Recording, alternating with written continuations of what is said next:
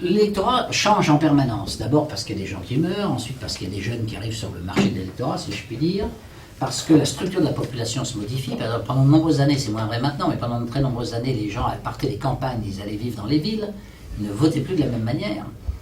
Donc vous avez un changement dans l'électorat, un changement sociologique, et puis vous avez des changements aussi au niveau des idées qui sont liés à l'évolution de la situation sur place. C'est-à-dire quelqu'un qui pouvait au départ, par exemple, être très favorable à l'immigration parce que c'était ses idées, parce qu'il se sentait humaniste, parce qu'il se sentait charitable, bon, et il vivait dans une commune, je ne sais pas, de la banlieue de Strasbourg, il n'y avait que des Alsaciens, et le gars il était à fond pour l'immigration.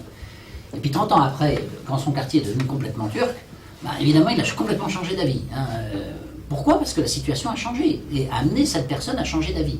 Mais le préfet, lui qui est à Strasbourg bon, pendant 4 ans et qui vit dans un château, il n'a aucune raison de changer d'avis, si vous voulez. Si au départ, parce que ça fait partie, disons, de son patrimoine culturel, il est méfiant à l'égard de l'immigration, mais il va le rester. S'il est pour l'immigration, il restera aussi pour.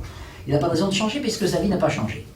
Donc, si vous voulez, donc les évolutions sont des évolutions de l'électorat et qui ne sont pas répercutées par les hommes politiques ou par les fonctionnaires, qui ne vivent pas les choses de la même manière. Alors,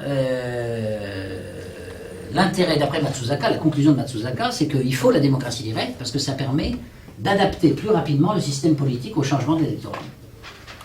Le meilleur exemple étant les impôts, évidemment, en Californie, donc je citais tout à l'heure. C'est-à-dire au début, les impôts étaient faibles, les impôts fonciers sont devenus énormes peu à peu. Il y a un moment où c'est devenu insupportable, mais les hommes politiques s'en rendaient toujours pas compte, parce que eux, ils n'étaient pas tellement touchés, à titre personnel, je veux dire. Bon, et puis ils voyaient l'intérêt d'avoir des impôts parce qu'ils avaient besoin de recettes. Bon. Et puis finalement, la révolte fiscale a éclaté dans les pays qui avaient des référendums, effectivement, c'est-à-dire l'ouest des États-Unis. Ensuite, elle s'est propagée dans l'est, mais il a fallu 3-4 ans de retard pour que les parlementaires de l'est se rendent compte du caractère furieux des citoyens à l'égard de cette situation fiscale.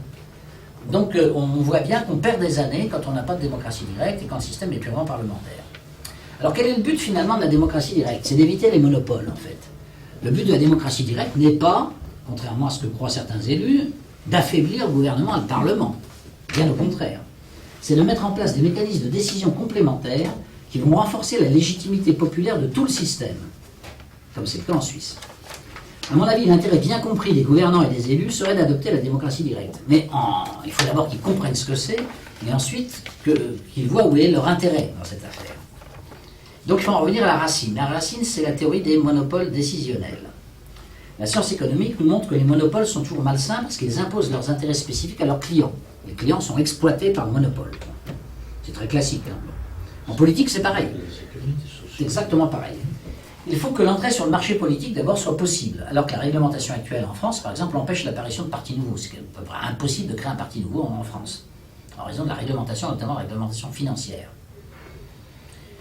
Parce que vous recevez de l'argent de l'État si vous avez déjà des députés, ou si vous avez un certain pourcentage de voix aux élections législatives. Si vous créez un parti nouveau, par définition, vous n'avez pas de députés, vous n'avez pas eu de voix parce que vous créez un parti nouveau. Donc vous avez 0 francs, 0 centimes. Alors ça, c'est déjà en soi un problème, je veux dire, parce que dans l'industrie, c'est pas la même chose. L'industrie ne vit pas des subventions de l'État. Donc les partis vivent des subventions de l'État. Donc la situation n'est pas la même. Alors, c'est pour ça qu'on voit toujours un peu les hommes politiques, les mêmes en permanence et les mêmes partis politiques.